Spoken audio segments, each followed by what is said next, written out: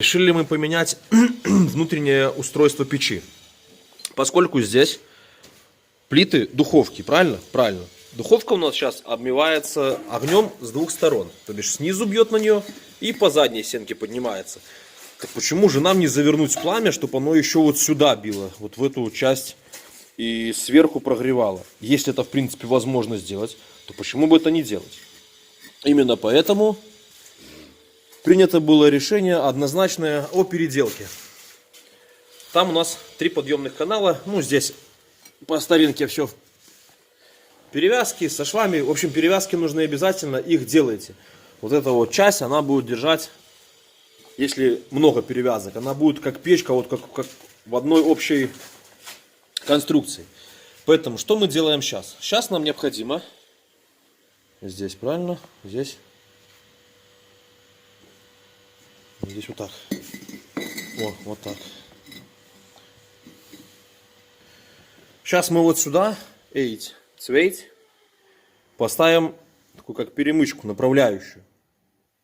И у нас получится моя любимая 9-канальная колпаково-оборотная каминная печь. Огонь из 3 каналов будет выходить оттуда. В 3 канала будет опускаться сюда, вот бить вот в эти вот плиты. И опять по 3 каналам подниматься вверх. Поэтому мы вот решили коней все-таки поменять на переправе. Тем более, что самолет мы уже умеем ремонтировать на ходу. Так что вот переделываем. Здесь вот от шамотного до красного зазор в полсантиметра. Чтоб если поднялась ветировка, чтобы она не давила в кирпичи. Там просто пустой шов. Это вот надо делать. Нельзя как бы зажимать, придавливать плиты, потому что ну мало ли лопнут.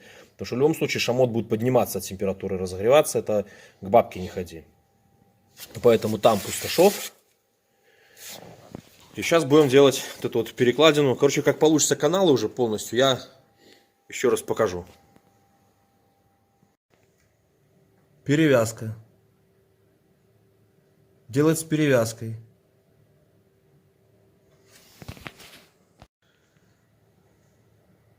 Поэтому сейчас весь этот ряд перекрывается, швы забиваются. Самое главное, здесь нужно сделать в перевязку швов. Именно чтобы перекрытие было в перевязку, чтобы даже если у вас первый ряд прогорит, где-то там раствор высыпется, где-то что-то произойдет с ним, то второй ряд вам защитит ваш дом. Потому что здесь подбито ОСП.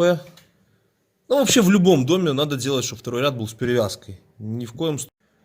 Так, я уже сказал, выдвинули такой еще карнисик. Мысик-карнисик. Сделали такую крепость. Но не об этом разговор. Разговор о том, что вот он наш первый ряд перекрытия колпака. То бишь он полностью перекрыт. Вот сделано уже 250 на 130 это под дымоход. Как я уже сказал, дымоход здесь пятерик для данной печи. Четверик здесь не вытянет, это 100%. Сейчас весь этот второй ряд будем перекрывать в перевязку швов обычным бутовым кирпичом. Для того, чтобы здесь меньше хлестать, меньше бить, меньше колошматить по кирпичу. Раствор делаете такой вот прям, сметанка. Чтобы кирпичик положил, и он у вас сам продавливался. Тогда и заполнение швов будет.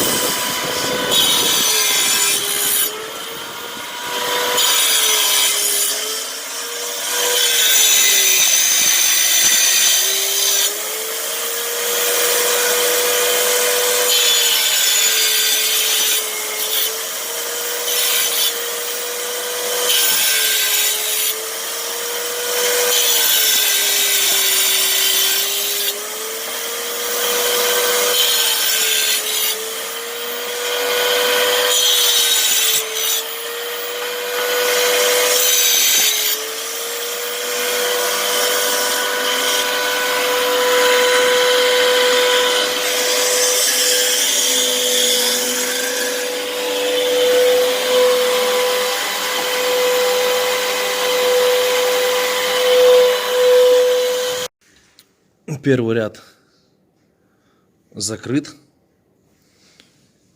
250 на 130 выход на дымоход.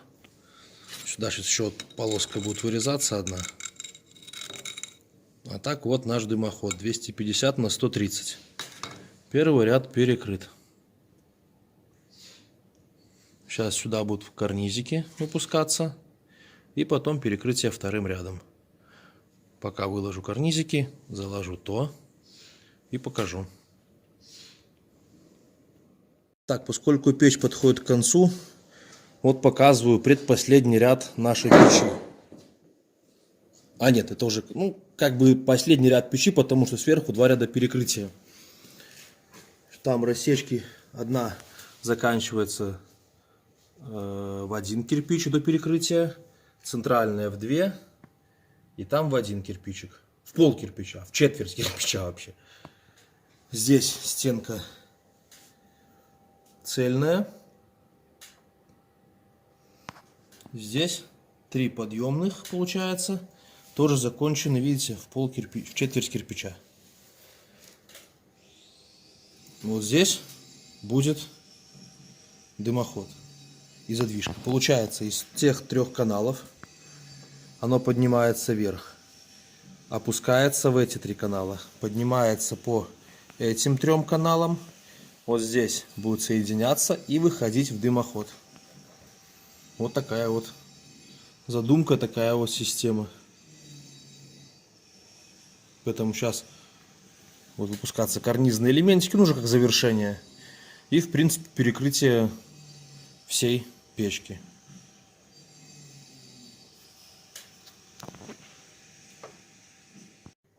Чтоб ни в коем случае ваш дом не пыхнул, даже если, повторюсь, первый ряд прогорит, то второй сдержит все нужные дымовые газы, искры и все остальное. Поэтому сейчас все это перевязываем. Вот что по факту получилось по перекрытию нашей печи. Поверху, чтобы забить все трещинки, все дырочки, все, что не забилось раствором, делается такое жидкое молочко, прям 10% сметану. И все это заливаете, он шпателем растянули, продавили, оно везде позаливалось. Потом оно на сдир хорошо все смывается, так что за это можно не переживать. Следующим делом идет уже дымоход. Задвижка установлена. Как задвижку устанавливать, уже есть в моих роликах. Может быть, ссылочку еще поставлю. Там есть небольшой такой нюанс по ее установке, поэтому покажу. Потом сейчас влаживается дымоход. Питерик.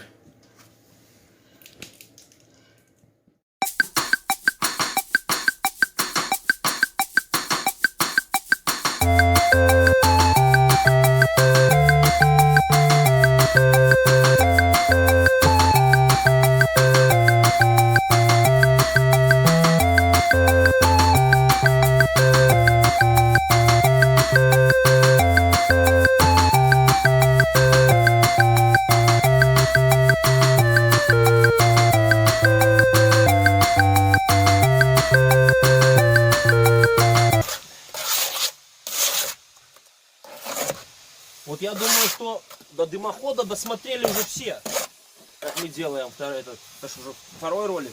Наверное, буду в каждом. Пожалуйста, звоните по поводу заказов с 8 вечера до 9 вечера.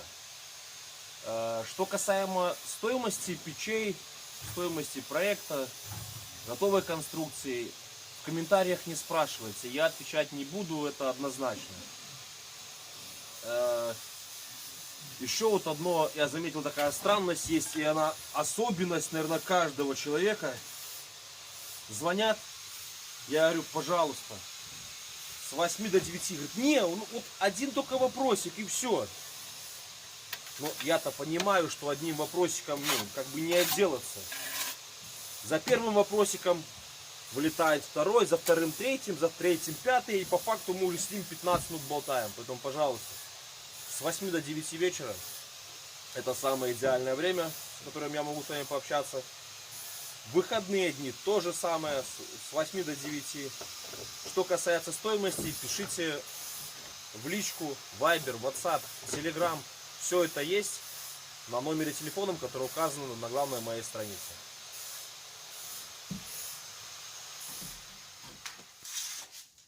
Так, а вот так происходит процесс уже доведения и вымывания печи. Вымывается губкой с водой, расшиваются начисто швы, углубляются, трамбуются. Расшиваем мы их самопальными такими вот деревянными расшивочками с куска бревна. Бешеной кирпич не царапает и продавливается хорошо. И денег не стоит. И денег не стоит. Не, ну как не стоит? А лес, а дрова. Краденое.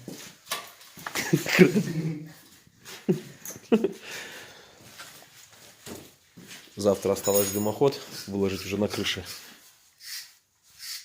Саму печку закончили. Отверстие уже в кровле прорезали. Такая вот красотка отрымалась.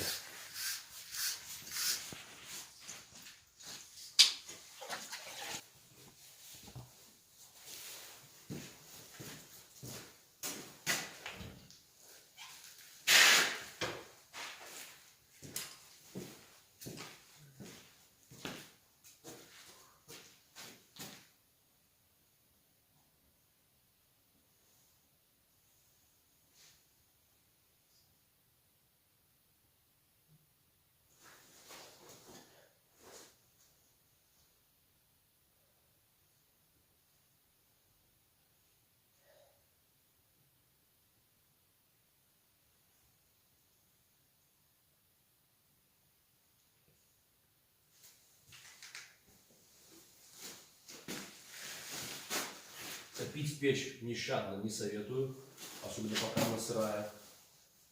Просушка небольшими закладками, прогорела, не закрывая юшку, пока весь пар, влага с нее не уйдет. Когда она просохла, увидите, тяга еще больше увеличится, кирпич весь приобретет такой белый, ну, белесый цвет, не такой темный, как сейчас будет, а более белесый. Прочистное дверцу вот эти вот перестанет скапливаться вода. Эта дверца будет использоваться, ну, хотя бы там раз-два года. Открыли, все, что там есть, пылесосом вытянули, как бы не закрыли, не забылись. В сырую погоду, либо когда сырыми дровами растапливается, для того, чтобы стекло не закапчивалось, потому что сейчас, допустим, сырости печи много. Если сейчас закрыть дверь и дать только подув через поддувало, на дверь насядет просто мгновенно конденсат и влага. Поэтому в идеале лучше здесь прикрыли, ручечку вот опустили, вот так, чтобы поток воздуха шел отсюда и отбивал от стекла. Ну, это пока не разгорится. Сейчас он должно быстро разгорится. Тогда и дверька не будет так сильно коптиться. Я, кстати, обратил внимание, продавалась жидкость какая-то, спрей. Есть. Продают всякие шкуры, что хочешь. А тут такую щельку делали внизу, что? Не, здесь нет, здесь мы подвинули поближе. Здесь не делали.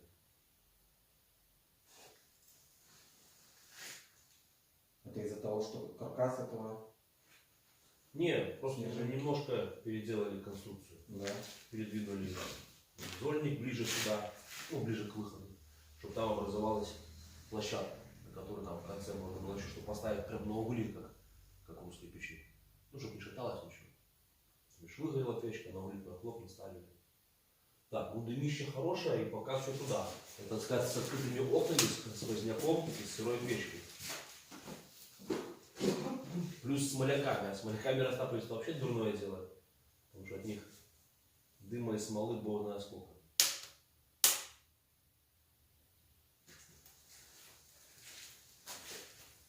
Ну вот и первое потрескивание дров. Да, первое потрескивание.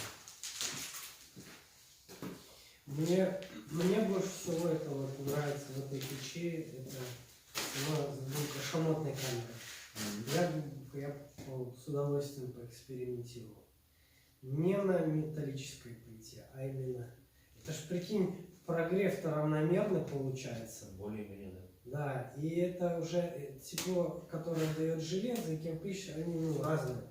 Это более Ну, здоровый жар. кирпич больше держит тепла в себе, это получается как в камере закрытой. А железо оно просто снизу жарит и все. Нас кормили, мы делали духовку, только там была плита, да, железная, но стенки были кирпичные. Нас кормили, такое было, очень хорошо. Они там закинули, да, не целую хавку дров, и на ней вытопили печку и приготовили, стушили нам казанок картошки с мясом. А мы эту печку им сделали, да, ну, летом, а потом приехали еще по осени, и нужно было на второй печи дымоход сделать. Вот пока мы делали дымоход, нам же на нашей печи сделали еду. Классно. Поэтому, вот, видите, все горит хорошо, даже можно попробовать в режиме открытого. Да, все отлично. Но топить в режиме открытого огня вот так вот как бы запрещено. Если вы здесь сидите на месте, тогда ладно, еще раз большой притопочный лист, чтобы ничего не стрикнуло, не щелкнуло, не начало гореть. А так горит. Здорово. Поэтому можно снять дым, можно дать Турбо. мартеновская печь. О, видишь, запотевает сразу. Поэтому приоткрыть чуть-чуть. Оп. И поярче стало. А теперь попробуйте присесть и посмотреть, как это смотрится. Это разгружает. Это разгружает именно. Поэтому поймали тишину. Печь работает. Я доволен. Макс доволен. Леша доволен. Заказчик 100%, я думаю, должен остаться доволен. Слушай, мартеновская печь. И можно чугуны плавить. Вам спасибо, что были с нами. Артем, печки-лавочки, Леша, Макс. До новых встреч. Всем мира и добра. Пока. Жако. Вот это.